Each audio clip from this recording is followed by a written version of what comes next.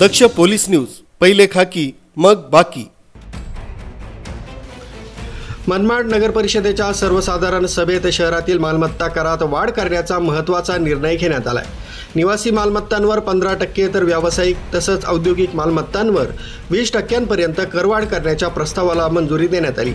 सभेच्या अध्यक्षस्थानी नगराध्यक्ष योगेश पाटील हे होते। उपाध्यक्ष मुकुंद एळिंजे तसंच सर्व नगरसेवक उपस्थित होते। सभेत अतिक्रमण कारवाईतील पक्षपातीपणा, नगरपालिकेतील कथित भ्रष्टाचार, नोकर भरतीतील गैरव्यवहार आणि अधिकारी कर्मचाऱ्यांच्या निष्काळजी तसंच बेफिकीर कामकाजावर सत्ताधारी तसंच विरोधकांनी जोरदार टीका केली। ऑगस्टमध्ये निपक्षपाती अतिक्रमण मोहीम राबवण्याचं आश्वासन मुख्याधिकारी शेषराव चौधरी यांनी दिलंय।